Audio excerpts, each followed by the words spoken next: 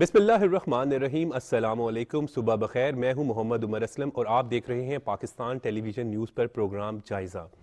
ناظرین، صبح صبح اٹھ کر ہمیں سب سے پہلے تو اپنا دن جو ہے وہ ترتیب اس کی دے دینی چاہیے۔ دن کو کیسے گزارنا ہے ایک ڈے پلان سا جو ہے وہ بنا لینا چاہیے۔ زندگی بہت مصروف ہو چکی ہے اور اس مصروفیت بھری زندگی میں اپنے پیاروں کے لیے اور اپنی فیملی کے لیے چند لمحات ہی صحیح لیکن نکالیں ضرور، ٹائم ضرور دیں اپنی فیملی کو۔ ناظرین، پروگرام جائزہ میں آج جن خبروں پر ڈسکشن کی جائے گی وہ خبریں آپ سے ڈسکس کر لیتے ہیں۔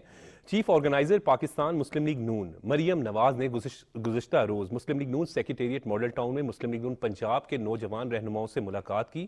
مریم نواز کا کہنا ہے کہ میاں محمد نواز شریف اور شہباز شریف نے عملی طور پر نوجوانوں کی فلاح و بہبود کے لیے کام کیا۔ دوسری خبر جو آج ہم ڈسکس کریں گے وہ وفاقی وزیر اطلاعات مریم اورنگزیب کی ایک اہم پریس کانفرنس۔ مریم اورنگزیب نے پریس کانفرنس میں کہا کہ شریف خاندان کے خلاف سیاسی انتقامی کارروائیاں کی گئیں۔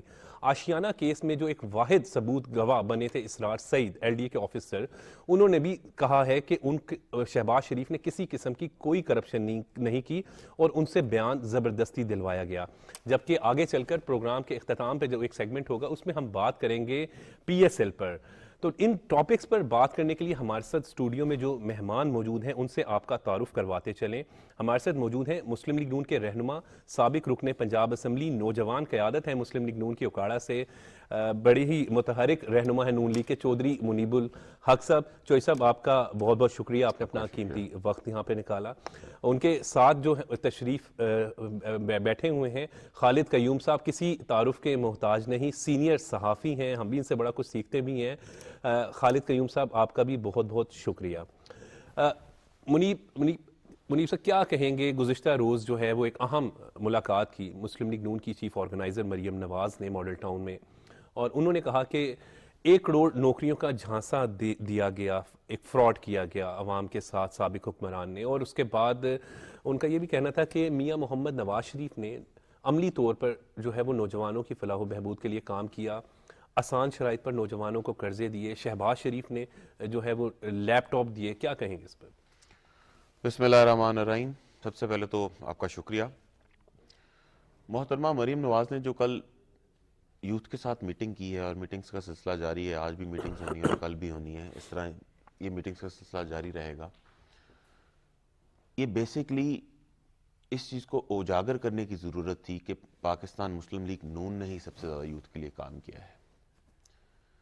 عمران خان نے صرف جھانسا دیا ہے، جھوٹ بولا ہے اور فریب کیا ہے۔ ایک نوجوان کو جو بے روزگار تھا، یہ بات بہت اپیل کرتی تھی کہ وزیر اعظم کا جو امیدوار ہے وہ یہ کہتا پھر رہا ہے کہ 1 کروڑ نوکریاں دے گا، اور اس میں شاید اس کی نوکری بھی بن جائے۔ اس نے اس چیز کو بیچا اور اس چیز کو کیش کیا۔ انفیکٹ اگر آپ اس کے گزشتہ 4 سال کا ریکارڈ نکال کے دیکھیں تو آپ کو اندازہ ہوگا کہ 3 ملین کے قریب لوگ جو ہے وہ بے روزگار ہوئے۔ دوسری طرف پاکستان مسلم لیگ نون نے ہمیشہ نوجوانوں کے لیے کام کیا ہے۔ ہم پچھلے ٹینور کو دیکھ لیتے ہیں میاں نواز شریف صاحب کے، پورے پاکستان سے نوجوانوں کو اسکالرشپس دیے گئے، نہ صرف لوکل یونیورسٹیز میں بلکہ انٹرنیشنل اسکالرشپس دیے گئے، دنیا کی بہترین یونیورسٹیز میں اسٹوڈنٹس کو بھیجا گیا تاکہ وہ وہاں پہ جا کے پی ایچ ڈیز کریں، ماسٹرز کریں، اپنی سکلز کو امپروو کریں۔ اس کے ساتھ ساتھ یوتھ لون ایک ایسا انیشیٹو ہے جس کی ایگزامپل میرا نہیں خیال کہ پاکستان میں پہلے تھی۔ بہت ہی آسان اقساط پہ نوجوانوں کو قرضے دیے گئے، اور اس کی جو ریٹرن کی ریشو ہے، جیسے کل محترمہ مریم نواز صاحبہ نے فرمایا کہ 99% ریشو پہ جو ہے وہ ریٹرن، مطلب اس کی ریٹرن کی جو ریشو ہے ڈیفالٹ اس کا 1% سے بھی کم ہے۔ ایک نوجوان جو تعلیم حاصل کر کے باہر نکلتا ہے، اس کو فوری طور پہ سرمایہ کی اگر ضرورت ہے اور گورنمنٹ اسے بہت آسان شرائط پہ قرض دے رہی ہے with very low interest rate, اسے اور کیا چاہیے؟ وہ اپنا کاروبار شروع کر سکتا ہے، اپنے جو اس نے تعلیم حاصل کی ہے، جو اس کے سکلز ہیں، اس کے ذریعے وہ معاشرے میں اپنا کردار ادا کر سکتا ہے۔ یہ ایک ایسی چیز ہے جس سے بے شمار نوجوان مستفید ہو رہے ہیں اور انشاءاللہ ہوتے رہیں گے۔ اس کے ساتھ ساتھ اگر دیکھا جائے تو لیپ ٹاپ سکیم جو شہباز صاحب کی لیپ ٹاپ اسکیم ہے، آپ آج کے دور میں دیکھیں کہ ایک لیپ ٹاپ خریدنا یہ مڈل کلاس یا لوئر مڈل کلاس یا جو بالکل اسپیشلی جب آپ اسٹوڈنٹ ہوتے ہیں اور جب اس آپ وقت اسٹوڈنٹ ہوتے ہیں یونیورسٹی تو اس کو افورڈ کرنا ایک بہت مشکل کام ہے. اور جو آج کل کا دور ہے، جتنی اس پہ اسائنمنٹس ہیں، جتنی ایجوکیشن ہے، وہ ساری اب آن لائن ہے. وہ گھر بیٹھے اپنے لیپ ٹاپ پہ کام کرتے ہیں، اسائنمنٹس بناتے ہیں اور پھر آگے جا کے اسے پروفیشنلی یوز کرتے ہیں. یہ چیزیں جو ہیں یہ یوتھ کے لیے بہت بینیفٹ ہیں. اور اس کے ساتھ ساتھ آپ یہ دیکھیں کہ ہر چیز ہی یوتھ کے لیے بینیفٹ ہے. یہ جو میٹرو ہے، اورنج ٹرین ہے، جو جابس کے لیے جاتے ہیں، جو یہ یونیورسٹیز بڑا کے لیے ویلیو جاتے پوائنٹ ہیں، ہے کہ جو جو اسکولز کے لیے یونیورسٹیز جاتے جانے ہیں، کے لیے ان کے لیے آپ کو بہترین آسانی ہے. ہوتی ہے. ایون جابس کے لیے، اپنے بزنس کے لیے ایک آپ کو بہت نامنل سے رینٹ میں وہ آپ گھر پہنچ جاتے ہیں، اپنے آفس پہنچ جاتے ہیں. اور کیا چاہیے؟ یہ سب چیزیں ہم نے کی ہیں. ہم نے یہ صرف کہا نہیں کہ ہم کریں گے. جس طرح اس نے کہا کہ 1 کروڑ نوکریاں دے گا، گھر دے گا، یہ کام ہوئے ہیں جو گراؤنڈ پہ موجود ہیں. بالکل منیب صاحب، بالکل آپ درست بات کر رہے ہیں. خالد قیوم صاحب، جو جس طریقے سے کل چیف آرگنائزر مسلم لیگ مریم نواز نے میٹنگ کی ہے اور اسپیشلی ان کا فوکس جو کل نظر آیا وہ یوتھ ہے، کیونکہ آئندہ جب الیکشن ہوں گے تو تب بھی یوتھ بڑا میٹر کرتی ہے. انہوں نے جو کہا کہ میاں محمد نواز شریف اور شہباز شریف کے دور میں عملی طور پر جو ہے وہ نوجوانوں کی فلاح و بہبود کے لیے کام ہوئے، لیپ ٹاپس دیے گئے، آسان شرائط پر قرضے. جب اسٹوڈنٹ ایج سے اسپیشلی یونیورسٹی میں ہوتے ہیں تو اس کے بعد جو ہے وہ یہ فائنانس ایک بہت بڑا ایشو ہے ہمارے میڈیوکر. جب بھی ہم کلاس کی بات کرتے ہیں یا اپنی سوسائٹی میں، تو ایک بڑا بینیفٹ ہو جاتا ہے کہ اگر ایک تھوڑا سا سہارا مل جائے. اور جس طرح بالکل ٹھیک بات کہہ رہے ہیں کہ ایک بڑی ریشو تھی کہ وہ جو واپس کر دیا جاتا تھا قرضہ. تو میرا خیال ہے کہ کل ایک بڑے اہم پوائنٹس جو ہیں وہ مریم نواز نے جو ہیں وہ کل نوجوان رہنماؤں سے ملاقات کے دوران کہے ہیں. دیکھیے کہ مریم نواز صاحبہ جو ہیں ان کا یہ ویژن جو ہے نوجوانوں کے بارے میں، یوتھ کے بارے میں جو ویژن ہے، یہ کوئی نیا ویژن نہیں. میں آپ کو بتاؤں کہ جب نواز شریف صاحب 2013 میں وزیر اعظم پاکستان بنے تو آپ جانتے ہیں کہ اس وقت محترمہ مریم نواز صاحبہ ہی تھیں جن کو جو ہے وہ پرائم منسٹر کا جو یوتھ جو امپلائمنٹ جو پروگرام تھا اس کی سربراہ ان کو جو ہے وہ بنایا گیا. اور اس جو وفاق کے اندر یوتھ پروگرام تھا وہ جو ہے وہ محترمہ مریم نواز صاحبہ کا ویژن کے مطابق جو ہے اس کو بنایا گیا تھا. پھر بعد میں آگے چل کر پھر کچھ آپ جانتے ہیں کہ عدالتوں سے رجوع کیا گیا ایک جماعت کی طرف سے. تو پھر بھی جو ہے اس کے پیچھے جو سارا سٹرکچر تھا، ڈھانچہ تھا اور اس پروگرام کو چلانے کا جو معاملہ تھا وہ مریم نواز صاحبہ کی نگرانی میں ہی جو ہے وہ چلتا رہا. اور اس پروگرام کے اندر جو ہے وہ نوجوانوں کو اور اسٹوڈنٹس جو ہیں وہ خواہ وہ طلبہ ہوں، طالبات ہوں، ان کے لیے آگے چل کر اپنے کاروبار جو ہیں ان کو اسٹیبلش کرنے کے لیے جو ہیں روزگار کے مواقع اور کاروبار چلانے کے مواقع وہ پیدا کیے گئے. اور اسی طرح پنجاب کے اندر میں آپ کو بتاؤں کہ آپ نے خود دیکھا کہ یہاں پر پھر شہباز شریف صاحب ہمارے وزیر اعظم پاکستان جب پنجاب میں چیف منسٹر تھے تو اس دوران بھی پنجاب کے اندر جو ہے وہ آپ کو نوجوانوں کے لیے، طلبہ کے لیے، طالبات کے لیے جو پروگرام تھے وہ آپ کو نظر آئے. حتیٰ کہ میں آپ کو بتاؤں کہ جب شہباز شریف صاحب وزیر اعلیٰ پنجاب تھے تو پنجاب میں جو ایجوکیشن کا بجٹ تھا، اس میں ایجوکیشن کے دونوں شعبہ جات جو ہیں وہ ہائر ایجوکیشن اور سکول ایجوکیشن دونوں شامل تھے. آج بھی اس دور کا جو ایجوکیشن کا بجٹ ہے اس کو اٹھا کر دیکھ لیں کہ پورا جو سالانہ ترقیاتی پروگرام ہے جو ہیں وہ ہمارے ساتھ سابق ایم پی بیٹھے ہوئے ہیں، ان کا ہمیشہ جو ہے ڈیولپمنٹ پر جو ہے ارکان اسمبلی کا ایک فوکس ہوتا ہے، نظر ہوتی ہے بڑی گہری. تو دونوں جو سکول ایجوکیشن اور ہائر ایجوکیشن دونوں کا بجٹ جو تھا وہ اے ڈی پی میں سب سے زیادہ تھا. یہ بڑی امپورٹنٹ بات ہے جو آپ کہہ رہے ہیں. اس میں کیا تھے؟ اس میں طرح طرح کے پروگرام تھے، اس میں لیپ ٹاپ کے پروگرام تھے، اس کے اندر وظائف کے پروگرام تھے، اس کے اندر جو طلبہ و طالبات بیرون ملک تعلیم حاصل کرنا چاہتے تھے میرٹ پر ان کو اسکالرشپ دیے گئے. اور اس میں جو ایکسچینج پروگرام تھے وہ شامل تھے. بڑی تعداد میں پنجاب سے جو نوجوان ہیں وہ اعلیٰ تعلیم کے لیے چائنا گئے، یورپ گئے, دیگر ممالک کے اندر گئے, تو اس طرح جو ہے وہ ہم نے دیکھا کہ پنجاب کے اندر بھی یوتھ پر جو ہے وہ بڑا ایک فوکس تھا. اور اسی طرح سابق وزیر اعظم نواز شریف صاحب جو ہیں ان کی ڈائریکشن میں, ان کی رہنمائی میں, ان کے ویژن کے مطابق جو ہے پھر وفاق کے ساتھ ساتھ پنجاب کے اندر بھی جو ہے وہ یوتھ کے جو پروگرام ہیں وہ شروع کیے گئے. اور ایک اور بات آپ کو بتاؤں کہ جو ٹیوٹا کا جو ادارہ ہے, اس ادارے کے اندر بھی جو ہے وہ شہباز شریف صاحب نے ریفارمز کی, وہ اصلاحات لے کر آئے, اور اس کے تحت جو پروفیشنلز ادارے تھے پورے پنجاب کے اندر ان کو یکجا کیا گیا, ان کو اکٹھا کیا گیا, ان کو جو ہے وہاں پر فنڈز جو تھے ان کے بڑھائے گئے, اس کا دائرہ کار جو ہے وہ تحصیل کی سطح پر جو ہے بلکہ بعض مقامات پر تحصیل سے بھی نیچے جو ہے وہ لے جایا گیا. اور جو پروفیشنل لوگ ہیں, نوجوان ہیں, ایچ آر ہے, جو ہماری انڈسٹری کی ضرورت ہے, ٹیکنیکل یعنی اسکل ایجوکیشن کو پروموٹ کیا جو ہے وہ وہاں سے جو ہے وہ ان کو تربیت دی گئی.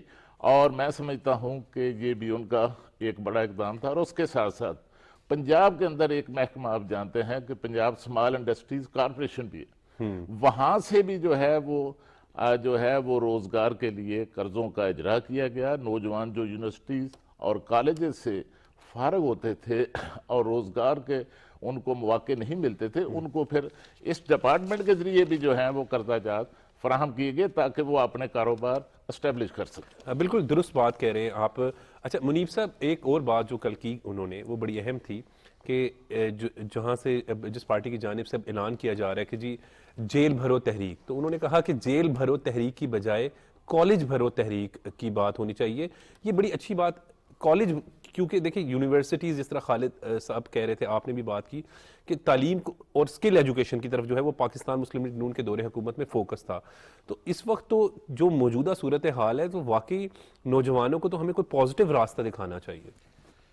دیکھیں یہ بات بالکل میڈم نے درست کی ہے کہ یوتھ کو آپ نے اچھی چیزیں سکھانی ہے یا نیگیٹو چیزیں سکھانی ہیں.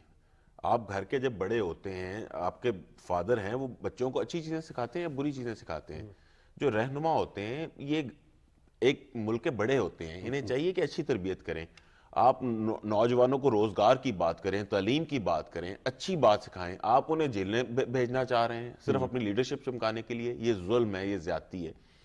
ایک امپورٹنٹ بات خالد صاحب کی بات کو میں آگے بڑھاتے ہوئے کروں گا کہ پارلیمنٹ میں سب سے زیادہ یوتھ کی نمائندگی جو ہے وہ پی ایم ایل این نے, یوتھ آپ تو ایم پی اے بھی رہے ہیں, تو ینگ ممبر جو ہیں وہ سب سے زیادہ جو ہیں وہ پاکستان مسلم لیگ نون سے تعلق رکھتے ہیں. اور یہ ویژن تھا میاں محمد نواز شریف کا, یہ ویژن تھا مریم نواز صاحبہ کا, یہ ویژن تھا میاں محمد شہباز شریف ہمارے پرائم منسٹر کا, حمزہ صاحب کا, کہ یوتھ کو انہوں نے ٹکٹس دی اور اسمبلی میں بھیجا تاکہ یوتھ کی نمائندگی کی جا سکے, یوتھ اپنی بات کر سکے. جو پاکستان کا سب سے بڑا پلیٹ فارم ہے, وہاں پہ یوتھ کی اگر نمائندگی ہوگی تو یوتھ کے لیے لیجسلیشن کی جا سکے گی. اس چیز کو یہ ثابت کرتا ہے کہ ہماری لیڈرشپ کا ویژن ہے یوتھ کے اوپر.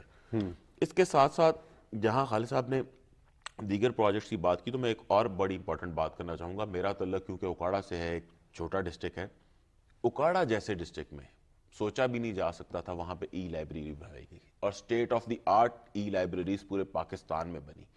اس کے ساتھ ساتھ جو وقت کی سب سے اہم ضرورت ہے, جو وقت کی سب سے اہم ضرورت ہے, اگر کسی کے پاس گھر میں انٹرنیٹ نہیں ہے, کسی کے پاس لیپ ٹاپ نہیں ہے, یا ریسورسز نہیں ہے, اس کے علاوہ یہ دیکھیں کہ ای لائبریریز میں جو کتنے سارے لنکس ہوتے ہیں جو گورنمنٹ ان کا پے کر رہی ہوتی ہے اور وہاں پہ وہ اویلیبل ہوتے ہیں.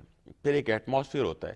اس کے ساتھ ساتھ پورے پنجاب میں ہر ڈسٹرکٹ میں ایون تحصیل لیول پہ state of the art sports complex بنائے گئے تاکہ ان کو پازیٹیو ایکٹیویٹیز میں انڈلج کیا جا سکے, نہ کہ نیگیٹو ایکٹیویٹیز کی طرف لے کے جایا جائے. میں آپ کو پھر اپنے شہر کی مثال دوں گا کہ اوکاڑا میں ایجوکیشن کے لیے اوکاڑا کو ایک انڈیپینڈنٹ یونیورسٹی پاکستان مسلم لیگ نون نے دی, اس کے ساتھ ساتھ زرعی یونیورسٹی کا کیمپس دیا. اب یہ ایک ایسی چیزیں ہیں جو دیکھنے میں یا کہنے میں بہت آسان ہے, لیکن اس پہ ایک پوری پلاننگ چاہیے, فائنانس چاہیے. آپ امیجن کریں, وہ تو گورنمنٹ آپ جو بات کر رہے ہیں بالکل درست کر رہے ہیں. آپ امیجن کریں کہ اوکاڑا میں جو بچہ جو افورڈ نہیں کرتا, لاہور آنا, یہاں پہ آ کے رہنا, یہاں پہ فوڈ کا ارینج کرنا, ٹرانسپورٹیشن کا ارینج کرنا, اس کو گھر میں یونیورسٹی مل جائے.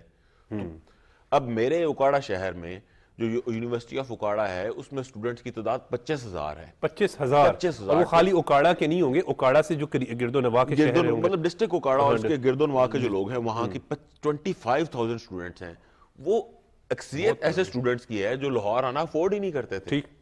یہاں پہ آ کے آپ دیکھیں, آپ کو رینٹڈ ہاؤس چاہیے, Financial issues ہو روم جاتے ہیں. چاہیے, یہاں پہ آپ کو کھانا چاہیے, وہاں پہ وہ اپنے گھروں میں رہ رہے ہیں. اور وہ at the end of the day آپ کا پازیٹیو ایک آپ کا یوتھ تیار ہو رہی ہے جو اپنی جابس کریں گے, جو اپنا سکلز کو امپروو کر کے بزنس کریں گے.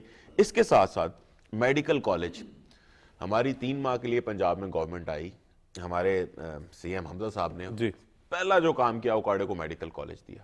یہ ایک ایسا ان کا احسان ہے جو یعنی آپ کا کہنے کا مقصد یہ ہے کہ جو ایجوکیشن ہے وہ آپ فوکس کی گئی تاکہ نوجوان جو ہیں وہ اسکل بھی حاصل کریں, ایجوکیشن حاصل کریں, اور ملک کی آگے چل کر جو ہے وہ اب تعمیر و ترقی میں اپنا اہم کردار ادا کر سکیں. بالکل.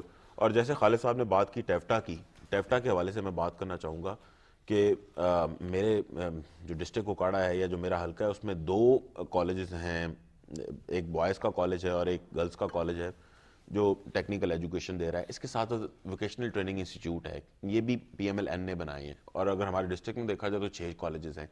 اب آپ دیکھیں جو ایک لڑکا یا لڑکی جو نہیں پڑھ سکا اور اس نے روزگار تو کمانا ہے, اس نے زندگی تو گزارنی ہے, وہ الیکٹریشین وہاں سے بن سکتا ہے اور پلمبر بن سکتا ہے, موٹر مکینک بن سکتا ہے, مطلب اپنا باعزت روزگار وہ کما سکتا ہے. اور اگر انشاءاللہ تعالیٰ اب ہم اس چیز پہ فوکس کریں گے, ہم یہ جو ٹیکنیکل لیبر ہے اس کو انشاءاللہ تعالیٰ پوری دنیا میں ایکسپورٹ کریں گے. اس کے ساتھ ساتھ میں ایک اور خواتین کے حوالے سے بات کرنا چاہوں گا کہ ہماری بچیوں کو خاص طور پہ جابس کے حوالے سے بڑی پرابلمز آتی تھی. جو یہ ٹیکنیکل ٹریننگ انسٹیٹیوٹس ہیں یہاں پہ جو ہماری بچیاں ہیں انہیں کوکنگ کے کورسز کروائے جاتے ہیں, انہیں یہ بیوٹی پارلر کا کورس کروایا جا سکتا ہے. میری صاحب بالکل بڑی اچھی بات کریں کہ خواتین کے ایجوکیشن کے حوالے سے بھی بات کر رہے ہیں. تو اوکاڑا ہو, جنوبی پنجاب ہو, کیونکہ جنوبی پنجاب بھی پاکستان مسلم لیگ نون کے دور میں بڑا فوکس رہا ہے. تو خالد قیوم صاحب یہ جو سٹیٹمنٹ ہے اچھی ہے نا کہ اگر آپ اس حوالے سے دیکھیں کہ جیل بھرو تحریک نہیں ہونی چاہیے بلکہ موجودہ حالات میں کالج بھرو تحریک ہونی چاہیے. تعلیم حاصل کریں, اسکل حاصل کریں, آگے چل کر ملک کی تعمیر و ترقی میں اپنا کردار ادا کریں. ملک اس وقت پہلے ہی مشکل دور سے گزر رہا ہے. میں سمجھتا ہوں کہ عمران خان صاحب کو جیل برو تحریک کی بجائے انہیں 4 سال کے دوران انہوں نے اپنی حکومت کے دور میں جو اقدامات کیے ہیں ان کا سابق وزیر اعظم نواز شریف صاحب کا جو دور تھا اس دور کے جو منصوبہ جات تھے, جو اقدامات تھے, ان سے اپنا موازنہ کریں. وہ وزیر اعظم شہباز شریف صاحب کا جو موجودہ دور ہے اس سے موازنہ کریں اور ان کی وزارت اعلیٰ کا جو ادوار ہے ان کے ساتھ آپ موازنہ کریں. پر موازنہ کیسے کریں کہ 4 سال کے دوران ہم نے دیکھا کہ PTI کی حکومت کے دور میں پورے ملک کے اندر اور خاص طور پر پنجاب میں اگر آپ دیکھیں تو ہمیں تو کوئی میگا پروجیکٹ ان کا نظر نہیں آتا. اور اگر آپ نواز شریف صاحب کا دور نکالیں تو آپ دیکھیں کہ کس طرح نواز شریف صاحب نے اپنے دور میں پورے ملک کے اندر موٹر ویز کا جو ہے وہ ایک جال بچھایا گیا. اور نواز شریف صاحب کے دور میں جب 2013 میں نون لیگ نے حکومت سنبھالی تو آپ کو یاد ہوگا کہ اس وقت ہر طرف اندھیرے تھے, لوڈ شیڈنگ کا بحران شدید تھا. لیکن کس طرح جب سی پیک شروع ہوا تو سب سے پہلے جو پہلا فیز تھا اس کے اندر جو ہے وہ کارخانے بجلی کے توانائی کے کارخانے منصوبوں کی ایک لسٹ ہے, کاموں کی طویل فہرست ہے. اور اس میں آپ کو بتاؤں کہ نواز شریف صاحب کا جو دور تھا اس دور میں 10,000 میگا واٹ بجلی جو ہے, یہ بہت بڑی اچیومنٹ ہے کیونکہ 18 گھنٹے لوڈ شیڈنگ ہوتی تھی. نیشنل گریڈ میں جو ہے وہ شامل کی گئی. اور عمران خان صاحب کے 4 سال کے دوران 1 میگا واٹ جو بجلی ہے وہ پیدا نہیں کی گئی. اور جو سی پیک کا جو اگلا بڑا مرحلہ تھا جو آگے چل کر شروع ہونا تھا ML1 کا, اس کا کیا حشر کیا عمران خان صاحب نے اپنے دور میں کہ اس پر جو ہے وہ منصوبہ شروع نہیں کیا, تاخیر کا شکار ہوا, جس کے نتیجے میں آپ کو پتہ ہے کہ اس کی لاگت میں $3 ارب کا جو ہے وہ اضافہ ہو چکا ہے. اور اسی طرح دیگر جو منصوبہ جات تھے جو پنجاب کے اندر, میں آپ کو بتاؤں کہ شہباز شریف صاحب جب وزیر اعلیٰ پنجاب تھے تو آپ کو یاد ہوگا کہ ماڈل ٹاؤن میں انہوں نے ایک تقریب میں ایک MOU سائن کیا تھا وہاں پر جنگ کے اندر ایک 1200 میگا واٹ کا بجلی کا توانائی کا منصوبہ تھا، اس کے ساتھ وہ خود وزٹ کرنے چلے جاتے تھے، اچانک دورے کرتے تھے۔ 4 سال کے دوران PTI کی حکومت نے اس منصوبے میں 1 انچ پیش رفت نہیں کی، تو وہاں پر جو منصوبے وہ چھوڑ کر گئے تھے وہ منصوبے وہاں ہی رہے، ان میں کوئی پیش رفت جو ہے اب وہ نہیں ہوئی۔ تو میں سمجھتا ہوں کہ عمران خان صاحب کے پاس شاید اس حوالے سے کہنے کے لیے کچھ نہیں، اس لیے وہ الزامات کی سیاست کر رہے ہیں، وہ بحرانوں کی سیاست کر رہے ہیں۔ وہ اس وقت جو ہمارا معاشی بحران ہے، میں آپ کو بتاؤں، اس کے ذمہ دار بھی وہ ہیں۔ اس وقت جو آئینی بحران ہے اس کے ذمہ دار، اس کے پیچھے بھی وہ کھڑے نظر آئیں گے، اور جو سیاسی بحران ہے اس کے پیچھے بھی وہ کھڑے نظر آئیں گے۔ وہ بحرانوں کے اندر اپنا فیوچر، اپنا راستہ تلاش کرتے ہیں۔ 2 اسمبلیاں جو تحلیل کی ہیں عمران خان صاحب نے، وہ بھی بحران پیدا کرنے کے لیے انہوں نے کیا، لیکن انہیں علم ہونا چاہیے کہ ان بحران جو وہ خود پیدا کر رہے ہیں، جنم دے رہے ہیں، ان میں وہ خود بند گلی میں جا رہے ہیں۔ خالد صاحب، میرا خیال ہے کہ خواہشات کے مطابق کو ملک کو نہیں چلانا چاہیے، حالات کے مطابق۔ جیسے آپ بڑی خوبصورت بات کر رہے تھے کہ اب اگر میں منیب الحق صاحب سے کا بھی ذکر کروں تو ان کے پاس ایک لسٹ موجود ہے، اگر میں انٹرپٹ نہ کروں تو وہ بات کرتے جائیں گے، یعنی کام بتا رہے ہیں، وہ کوئی جھوٹ نہیں بول رہے، یہاں پہ بیٹھ کے وہ بتا رہے ہیں کہ جی یہ یونیورسٹی بنی، یہ کالج بنا، یہ ٹیکنیکل۔ بہت خوبصورت جو بات آپ نے کی نا وہ یہ تھی کہ الزامات کی بجائے نا موازنہ کر لیں، کس نے کتنا کیا۔ آپ بھی وزیر اعظم رہے ہیں، نواز شریف بھی وزیر اعظم رہے ہیں، حالات تو ملک کے جو ہے انہوں نے بھی یہاں پر وزارت عظمیٰ انہوں نے بھی جو جس طریقے سے چلائی، آپ اپنا بتائیں کہ الزام نہ لگائیں کہ اس نے یہ کر دیا، اس نے اتنی کرپشن کی، یہ بتائیں کہ کتنے ترقیاتی کام کیے۔ یہ میں عمر اسلم صاحب آپ کو بتاؤں کہ وہ الزامات پر بھی قائم نہیں رہتے، ان کے الزامات میں بھی تضادات ہیں۔ وہ ایک دن ایک الزام لگاتے ہیں، اگلے دن پھر وہ معافی مانگ لیتے ہیں۔ میں آپ کو بتاؤں کہ دیکھیے کہ وہ پہلے تو بات کرتے تھے امپورٹڈ حکومت کی، اور امریکہ پر سازشی بیانیے کا جو الزام تھا، اب وہ وہاں سے پہلا گیٹ اور اب وہ ایکسپورٹڈ حکومت کا جو ہے وہ الزام لگا رہے ہیں کہ سازش یہاں سے وہاں سے امپورٹ نہیں ہوئی، یہاں سے ایکسپورٹ ہوئی۔ اور دیکھیے کہ یہ آج کل جنرل باجوہ صاحب پر جو الزام لگاتے ہیں، تو دیکھیے کہ یہ تضادات نہیں کہ وہ ایک وقت میں ان کی تعریف کرنا، اس سے پہلے ایک بار ان کو پوری کوشش کے ساتھ ایکسٹینشن دلوائی، اس کے بعد جب ان کے خلاف عدم اعتماد کی تحریک آئی تو ان کو پھر تاحیات ایکسٹینشن کی جو ہے وہ پیشکش کی گئی، اور اس کے بعد جب وہ حکومت سے باہر ہو گئے تو پھر جو ہے ایک اور جو ہے ان کا بیانیہ آیا کہ جب تک اگلے انتخابات میں نئی حکومت قائم نہیں ہوتی اس وقت تک بھی جنرل باجوہ صاحب کو جو ہے وہ تصحیح دی جائے۔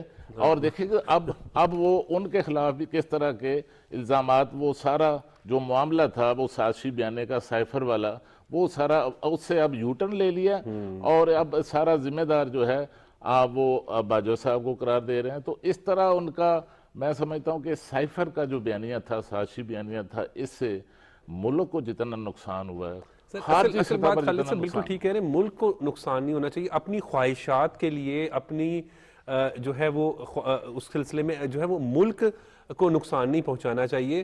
بڑی صحیح بات آپ کر رہے ہیں کہ یو ٹرن بھی ایک طرف آپ لے لیتے ہیں، الزام بھی لگاتے ہیں، پھر الزام سے پیچھے بھی ہٹ جاتے ہیں۔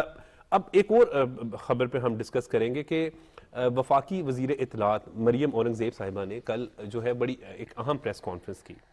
اس پریس کانفرنس میں یہ کہا کہ آشیانہ کیس میں ایک واحد گواہ جو ثبوت تھے، اسرار سعید LDA کے ایک آفیسر تھے، تو انہوں نے یہ کہا ہے کہ ان سے جو ہے وہ زبردستی بیان لیا گیا۔ شہباز شریف نے کسی قسم کی کوئی کرپشن نہیں کی، جبر سے زبردستی جو ہے وہ ان سے یہ بیان دلوایا گیا، اس کو تسلیم بھی کیا۔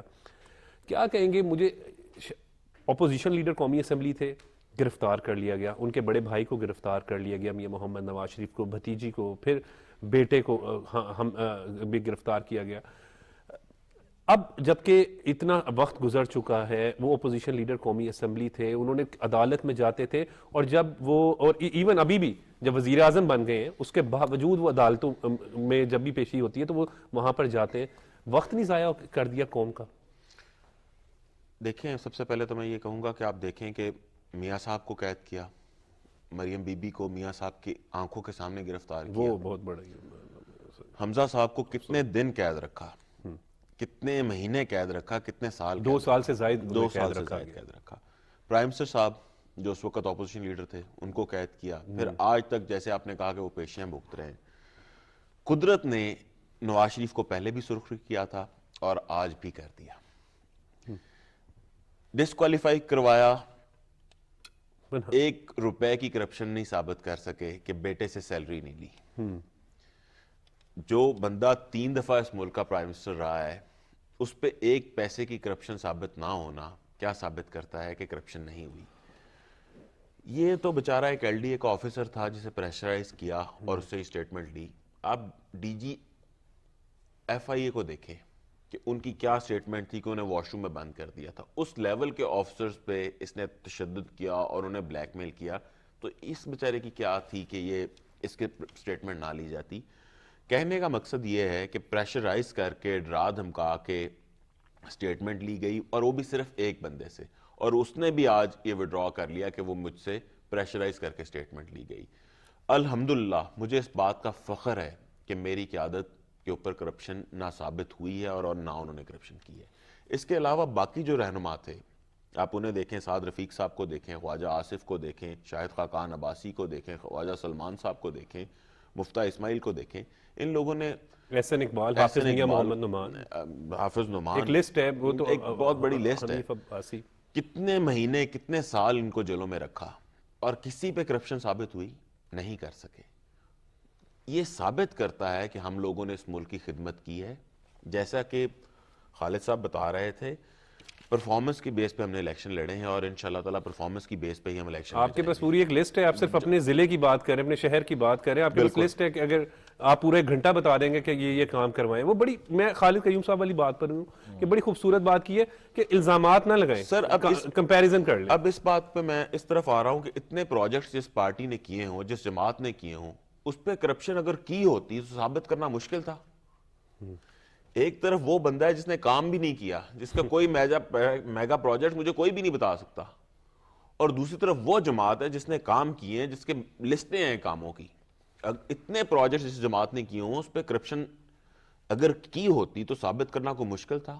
اس سے ثابت یہ ہوتا ہے کہ الحمدللہ ہماری جماعت میں، ہماری لیڈرشپ نے نہ کرپشن کی ہے اور نہ آئندہ کریں گے، اور صرف پرفارمنس کی ہے اور پرفارمنس ہی کریں گے۔ بالکل، یہاں پر خالد صاحب دیکھیں، یہ ایک بڑی اہم کل جو پریس کانفرنس تھی اس میں اسرار سعید جو ایل ڈی اے کے آفیسر رہے ہیں، انہوں نے ایک بڑی سٹیٹمنٹ انہوں نے تو کہہ دیا کہ شہباز شریف نے کسی قسم کی کوئی کرپشن نہیں کی، اور جو مریم اورنگزیب صاحبہ نے کل یہ پوائنٹ بڑا اہم اچھے طریقے سے اجاگر بات بھی کی کہ وقت نے ثابت کر دیا کہ شہباز شریف جو ہیں ان پر کسی قسم کا بھی کوئی کرپشن کا الزام بھی ثابت نہیں ہو سکا۔ ان کے خلاف اگر ایک گواہی جس نے دی، اس نے یہ کہا کہ مجھ سے زبردستی بیان لیا گیا، یعنی یہ تو وہ شو کرتا ہے، یہ کرتا ہے کہ جو بندہ کام کر رہا تھا اس کو کام بھی نہیں کرنے دیا گیا، الزامات چور اور لگاتے رہے مسلسل، لیکن وقت نے پھر جو ہے وہ ایک دفعہ پھر ثابت کیا کہ سچ کیا تھا۔ دیکھیے کہ اسرار سعید آپ جانتے ہیں کہ ایل ڈی اے کے اس وقت کے چیف انجینئر، جی، اور لاہور کے اندر میں آپ کو بتاؤں کہ جتنی وزیر اعظم پاکستان شہباز شریف صاحب کی وزارت اعلیٰ کے دور میں جو آپ کو ترقی نظر آتی ہے، وہ کسی دور میں اور دوسرا میں آپ کو بتاؤں یہاں پر جو میٹرو بس کا منصوبہ آپ کو نظر آتا ہے، اورنج لائن کا جو منصوبہ نظر آتا ہے، صفائی کا لاہور کے اندر جو انڈر پاسز اور دوسرے ڈیولپمنٹ کے ایل ڈی اے کے جو پروجیکٹس نظر آتے ہیں، آج شہباز شریف صاحب کے اس ویژن کے پیچھے جو بندہ کھڑا تھا، جو عملاً وہاں پر کھڑا ہو کر ان منصوبوں کی تکمیل کر رہا تھا، وہ یہ اسرار سعید تھا۔ جی، آہد چیمہ بھی، اور آہد چیمہ تو ظاہر ہے وہ ان کے باز تھے، D G L D A تھے، ان کی سربراہی میں پیچھے جو ہے میں آہد چیمہ صاحب کے پیچھے جو ان کو بھی گرفتار کر لیا کہ پریشر ڈالتے رہے کہ بندہ میدان میں تھے، فیلڈ میں تھے، وہ فیلڈ افسر تھے اسرار سعید، اور میں آپ کو بتاؤں کہ ان کو گواہ بنانے کے لیے صرف ایک مقدمہ نہیں بنایا گیا ان پر، ان کو 2 بار گرفتار کیا گیا۔ ایک بار آشیانہ میں ان کو وعدہ معاف گواہ بنانے کے لیے دباؤ ڈالنے کے لیے ان کو گرفتار کیا گیا، پھر ایک اور مقدمہ پی ٹی آئی کی حکومت شہباز شریف صاحب کے خلاف بنانا چاہتی تھی اور ان پر یہ پریشر تھا اسرار سعید پر کہ وہ بیان دیں، تحریری بیان دیں کہ شہباز شریف صاحب جو ہیں وہ ان کو ہراساں کر رہے ہیں۔ تو یہ بھی اس پر بھی جب وہ آمادہ نہ ہوئے تو پھر ان کے خلاف جو ہے ایسٹ بیانڈ مینز کا جو ہے ایک اور مقدمہ جو ہے وہ بنایا گیا اور ان کو گرفتار کیا گیا۔ اور اسی طرح یہ صرف یہی نہیں کہ شہباز شریف صاحب کے خلاف اس طرح سرکاری افسران کو دبا کر، ڈرا کر، دمکا کر مقدمات جو ہیں وہ قائم کیے گئے، اس کے علاوہ اگر آپ دیکھیں تو نون لیگ کے جتنے بھی لوگ بڑے اہم لیڈر جو ہیں وہ گرفتار ہوئے پنجاب کے اندر، اسی طرح کی داستانیں آپ کو جو ہیں وہ ہر طرف ملیں گی۔ اور میں سمجھتا ہوں کہ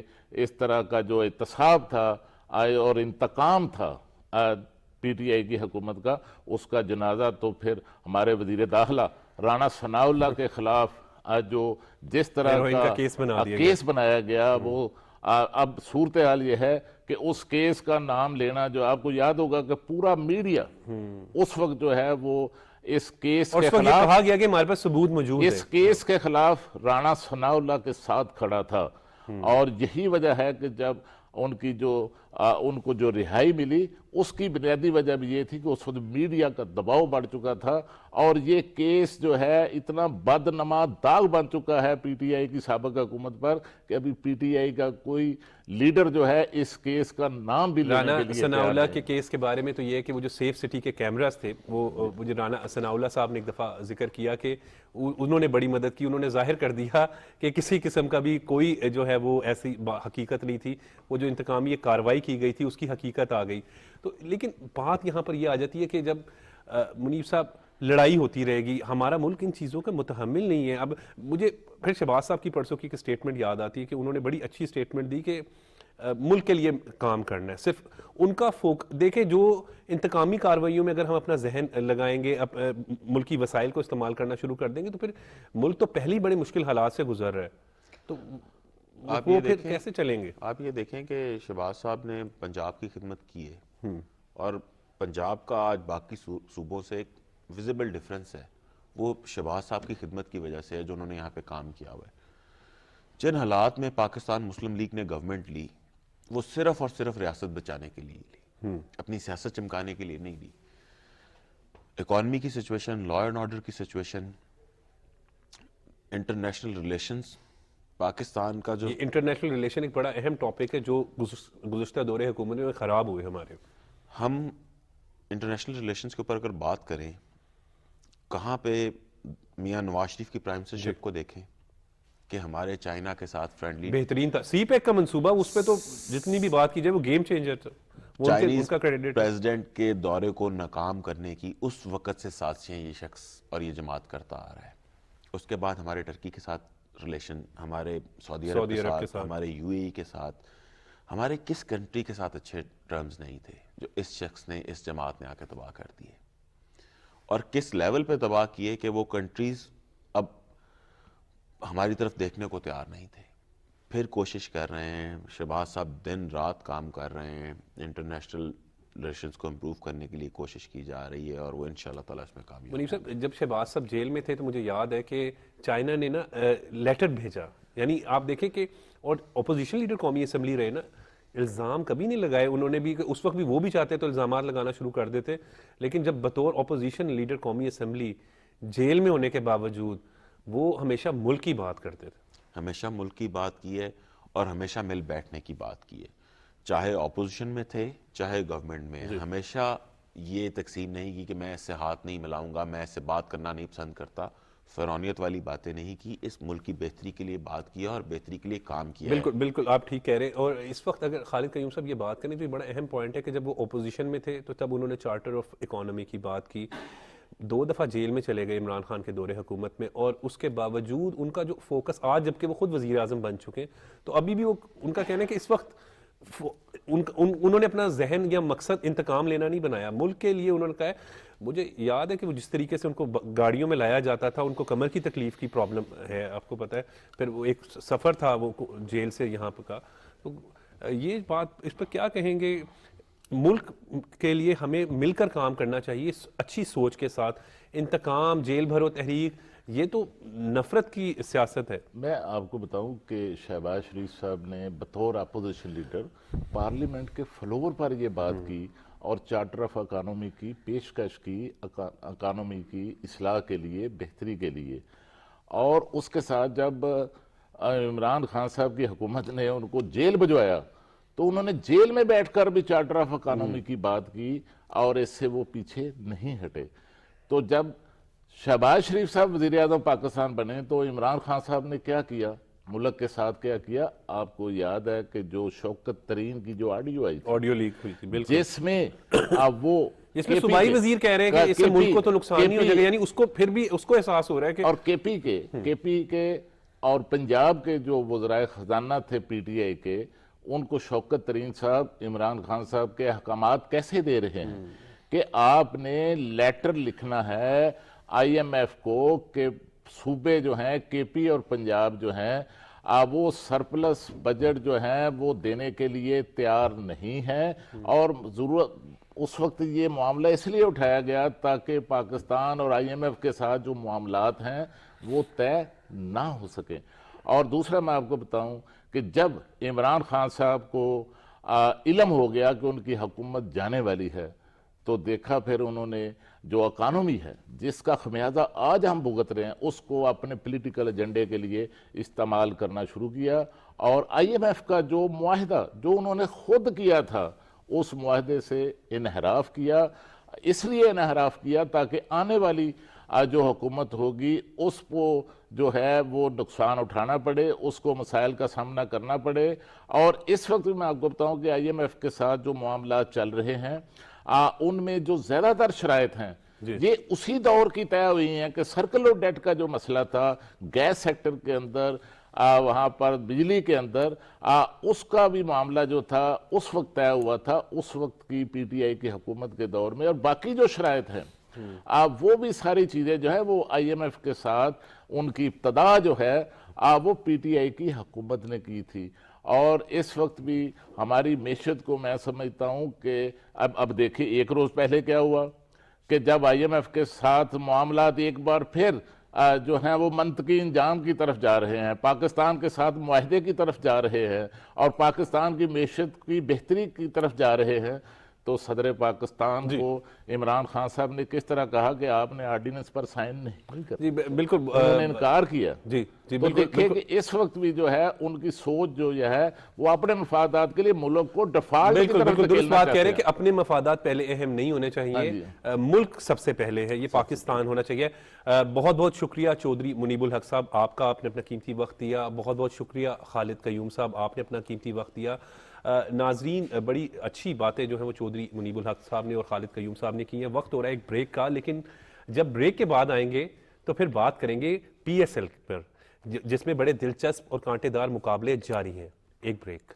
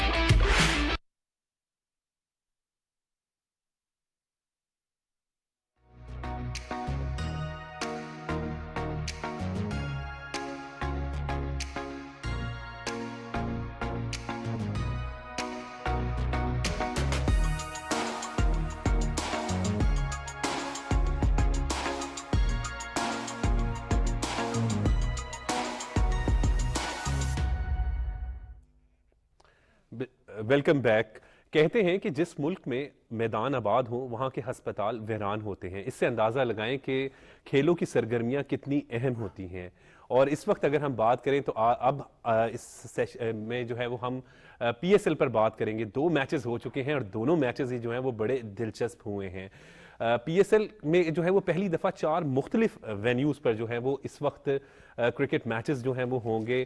ملتان میں، کراچی میں، لاہور اور راولپنڈی میں جو ہیں وہ پی ایس ایل کے کرکٹ میچز ہوں گے. اور پی ایس ایل کی مقبولیت کا اندازہ اس سے لگا لیں کہ لاہور میں جو میچز ہو رہے ہیں 90% یعنی آلموسٹ 100% کے قریب جو آن لائن ٹکٹس ہیں وہ سیل ہو چکی ہیں. یعنی شائقین، شہری عوام جو ہے وہ اس کرکٹ میچز کے لیے کتنی جو ہے وہ پرجوش ہے. جبکہ انٹرنیشنل کرکٹرز بھی جو ہیں وہ پاکستان آئے ہوئے ہیں. پاکستان کی مہمان نوازی سے بھی جو ہے وہ محظوظ ہو رہے ہیں. اپنی زبردست کرکٹ جو ہے وہ بھی کھیل رہے ہیں اور شائقین بھی جو ہے وہ سے خوب محظوظ ہو رہے ہیں. اس وقت اگر بات کریں تو راجہ اسد علی صاحب ہمارے ساتھ موجود ہیں. کسی تعارف کے محتاج نہیں ہیں. راجہ صاحب سب سے پہلے تو بہت بہت شکریہ، آپ نے اپنا قیمتی وقت نکالا ہے. سر، پی ایس ایل کا آغاز ہو چکا ہے. 2 کرکٹ میچز دونوں ہی بڑے زبردست ہو گئے ہیں اور میچز کے لیے بھی. اور میں یہ بات کرتا ہوں کہ چاہے وہ کوئی بھی ٹیم ہو، کراچی کنگز ہو، لاہور قلندر، ملتان سلطان، اسلام آباد یونائٹڈ، پشاور ہو یا کوئٹہ گلیڈیٹر ہو، ساری ہماری ٹیمیں. اور انٹرنیشنل کرکٹرز جب آ جاتے ہیں تو پھر دیکھنے کا مزہ ہی اپنا ہوتا ہے. ٹیم میں تو ہماری ہیں. پہلے تو عمر آپ کا شکریہ، اور it's not new thing for me to be in P T V. بات یہ ہے کہ جو کرکٹ ہے this is something very special. ہمارے جو نیبرنگ انڈیا ہے، ان کو جو انفیریورٹی کمپلیکس ہے اپنی، حالانکہ بہت بڑی کرکٹ ہے ان کی، بڑی ہم سے رینکنگ میں بہتر ہے، ہم سے کھیلنا نہیں وہ چاہتے. اس کی وجہ یہ ہے کہ ان کو ایک ایلیمنٹ آف انایکسپیکٹڈ یعنی شکست کا خطرہ رہتا ہے. تو کرکٹ کو ہمیں بڑا اسپیشل لینا چاہیے. ہمارے میڈیا کو بھی اور پی ٹی وی کی تو بہت خدمات ہیں کرکٹ کے حوالے سے. اس کو پاپولر کرنے میں میرے خیال میں کرکٹ بورڈ کے بعد ریڈیو پاکستان اور پی ٹی وی کا رول ہے ٹو اس کو گراس روٹ لیول پہ جو پاپولر کیا. اب آ جائے اس پی ایس ایل جو 8واں ایڈیشن ہے، اس میں آپ نے بڑا اچھا بتایا کہ سارے جو مین سینٹرز ہیں، Multan is second populous in Pakistan after Faisal آباد، بسائڈ کراچی اور لاہور. تو یہاں پر ایونٹ کا سائملٹینیسلی ہونا، پھر جو ہمارا پنڈی کا جو ایک ہمارا سسٹر سٹی اسلام آباد بھی ہے وہاں پر انعقاد ہونا، that is something that shows کہ ہم بہت اچھے انتظام کر سکتے ہیں.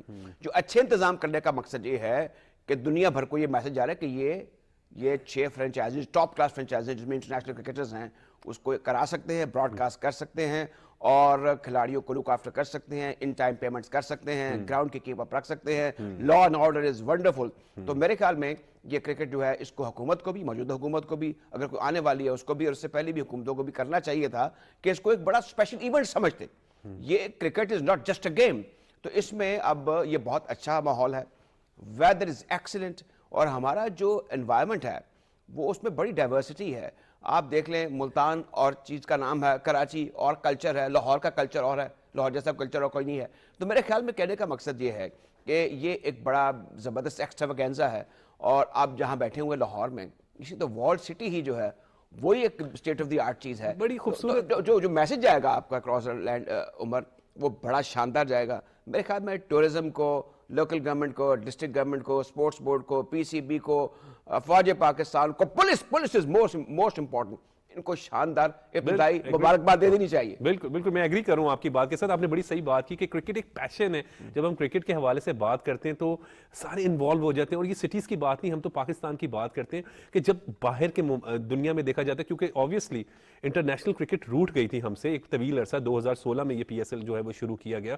اس کا کریڈٹ گزشتہ جو حکومت تھی اس وقت جو تھی پاکستان مسلم لیگ نون کی، اس کو جاتا ہے، chairman Pakistan cricket board Najam Sethi کو. لیکن اس سے جو لوگ بھی اس کرکٹ کو، انٹرنیشنل کرکٹ کو لائے، پھر یہ پی ایس ایل جو ہے وہ ایک ایسا ہے کہ جب شہروں کی کرکٹ ہو رہی ہوتی ہے، شاہین شاہ افریدی لاہور سے قلندر سے کھیل رہا ہے، پھر حارث رؤف، اسی طریقے سے میتھیو ہیڈ، انٹرنیشنل پلیئرز. یہ بڑا امپورٹنٹ فیکٹر ہے کہ وہ جب لوگ آتے ہیں تو وہ Pakistan top ranking cricket, top players ہیں. اچھا یہ جو آپ نے بات کی نا، دیکھیں نواز شریف صاحب فرسٹ کلاس کرکٹر، شہباز شریف صاحب کو میں پرانا جانتا ہوں، وہ بھی کرکٹ کے بڑے شوقین ہیں. ان کا ایل سی سی میں بھی وہ آفیشل رہا، ان کا انٹرسٹ ہے. کرکٹ کٹ پہن کے میچ دیکھتے ہیں. From roadside mechanic to the prime minister they are interested in cricket. ہمارے ملک کے جو پرائم منسٹر ہیں وہ پیٹرن ہوتے ہیں آف دا گیم، اور جو بڑا اچھا کام انہوں نے کیا، قطع نظر اس کی ہم پی ایس ایل کی بات کر رہے ہیں، وہ ریوائول ہے 2014 کی جو ہماری ڈپارٹمنٹل کرکٹ ہے. یہ بڑی کنٹریبیوشن ہے. میں حق سچ کی بات کروں گا، آئی ایم ویری ہیپی. दूसरी बात ये है कि आपने जिक्र किया मैथ्यू वेट का, आप जिक्र कर लें और इंटरनेशनल जो और इंटरनेशनल काफी प्लेयर्स आए हुए हैं इस वक्त राजा साहब, इस वक्त पीएसएल जो है वो दुनिया की मकबूल तरीन जो लीग्स हो गई हैं उसमें उसका शुमार हो गया। ने कहा था कि it's more competitive then Indian premiere league. ये अहम बात है, वहां कितना बजट है और हमारे उनको एक एज ये है कि उनकी मार्केट का साइज बढ़ा है, लेकिन थोड़ी देर के लिए आप इंडिया को आर्टिकुलेट कर दें और पाकिस्तान को देखें तो हम 22 करोड़ प्लस लोगों की मार्केट है। अगर इसको मार्केटाइज कर लिया तो जाहिर है कि ये एक तो पाकिस्तान का जो एक सॉफ्टवेयर में जिसका हम बार बार जिक्र करते हैं वो दुनिया भर में जाएगा, और उसके बाद फिर जो हमारा पीसीबी है उसका जो एक एक्सचेकर है उसमें भी बेपनाह इजाफा होगा। यहाँ पर जो इंपॉर्टेंट चीज़ है पीएसएल के हवाले से आपने भी बड़ी जो बात की उसमें बहुत से जवाब मौजूद थे। आपने नजम सेठी साहब का जिक्र किया। नजम सेठी साहब क्रिकेटर नहीं है, लेकिन उन्होंने जन्म नहीं, इसमें ज़का अशरफ साहब का भी जिक्र कर ले, डॉक्टर नसीम अशरफ का भी जिक्र कर ले, लेकिन कैपिटलाइज करना जो है, देखें ऑर्गेनाइज करना, ये ओरिजिनेटर पाकिस्तान नहीं था प्राइवेट लीग का, ये तो इंग्लैंड में होती रही T20, south Africa, they were the founders of such cricket, जो क्विक क्रिकेट है। फिर इंडिया आ गया, फिर पाकिस्तान तो बहुत बाद में आया इसमें, क्योंकि हमारे यहाँ पे आप 2009 का आपने जिक्र किया, उसमें कुछ लॉ एंड ऑर्डर की सिचुएशन थी, तो इसमें क्रेडिट देना होगा नजम सेठी साहब को। जी बिल्कुल, ये बड़े अच्छे क्रिकेट एडमिनिस्ट्रेटर हैं। मुझे इनकी क्रिकेट की ओवरऑल जो दिलचस्पी है उसके बारे में डाउट है, लेकिन क्रिकेट एडमिनिस्ट्रेटर ऐसा ही होना चाहिए। वो बात भी कर सकते हैं, एडमिनिस्ट्रेशन भी कर सकते हैं, तगड़े भी हैं, socially, financially, spiritually, he knows the thing, background तगड़ी है, और वो अब मेरे ख्याल में अच्छे तरीके से बोर्ड को चला सकते हैं। और एक उन्होंने बड़ी अच्छी बात की, किसी ने सवाल किया ना कि सर अगर हुकूमत बदलेगी आप भी चले जाएंगे, उन्होंने कहा जी हाँ बिल्कुल मैं चला जाऊंगा। अब हमारे दोस्त जो रमीज राजा हैं वो जगह जगह सियासी प्रोग्रामों में ये बात कर रहे हैं जो कि उनको नहीं करनी चाहिए। भले आदमी है, क्रिकेट में खिदमात हैं, कप्तान रहे हैं, पीसीबी के चेयरमैन और चीफ एग्जीक्यूटिव इससे पहले, बिल्कुल बिल्कुल। अच्छा, मेरे ख्याल में ये बात बड़े हकीकत वाली बात उन्होंने की है। और अब इसमें जो पीएसएल की बात कर रहे हैं, देखें ये हम बार बार, मैं आज से 15 साल पहले भी कहता हूं कि जो क्रिकेट है वो यूनिफाइंग फोर्स है पाकिस्तान में। अब यहाँ पर सब इकट्ठे हैं। एक इंपॉर्टेंट चीज है, उमर को फोन आ रहा होगा तांद्रिया वाला से, मुझे फोन आ रहा है मुरीद के जब पास चाहिए, आप ये मुफस्सिल इलाके हैं, ये बड़ा अहम इशू आप डिस्कस कर रहे हैं। मैं जब ये पीएसएल पे प्रोग्राम कर रहा था, बिल्कुल सबसे अहम बात है, यानी टिकट्स अवेलेबल ही नहीं है। हम लोग कितने पैशनेट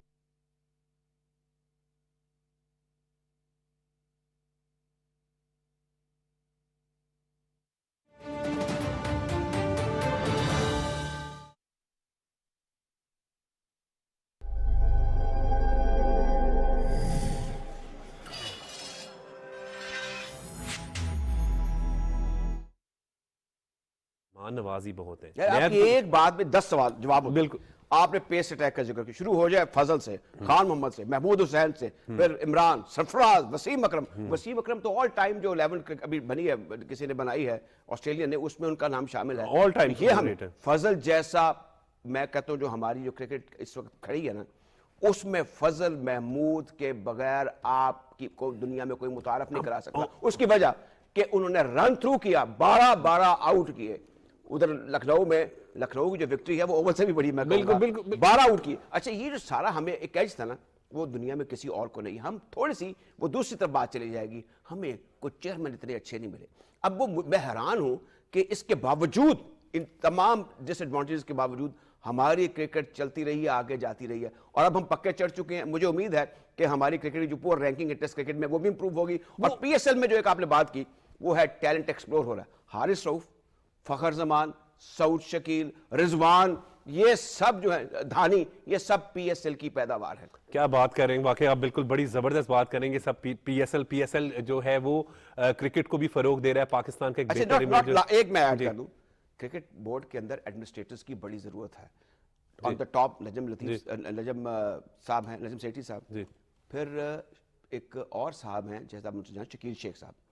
शकील शेख साहब एक सरकारी शहर है इस्लामाबाद, उन्होंने वहां पे 2-3 शानदार ग्राउंड्स बनाए, क्रिकेट का कल्चर प्रमोट किया। मुझे उम्मीद है कि वो सबको साथ लेकर चलेंगे اور ایک اچھی روایت چھوڑ کر جائیں گے. جی راج صاحب بہت بہت شکریہ, آپ سے علیحدہ سٹنگ بھی کریں گے انشاءاللہ تعالی جلد ہی, کیونکہ پی ایس ایل تو پھر اب لاہور میں بھی میچز ہوں گے, تو بہت بہت شکریہ آپ کا قیمتی وقت دیکھنے کا. بہت خوبصورت باتیں کی, اور پی ایس ایل پہ تو پھر جتنی بھی بات کر لی جائے وہ کم ہے, کیونکہ کرکٹ جو ہے وہ بڑے پیشنیٹ ہے پاکستانی قوم, اور انٹرنیشنل پلیئرز بھی جو ہے وہ خصوصاً پاکستانیوں کی مہمان نوازی سے خوب لطف اندوز بھی ہوتے ہیں. پوری دنیا میں پاکستان کا ایک بہتر امیج بھی جاتا ہے.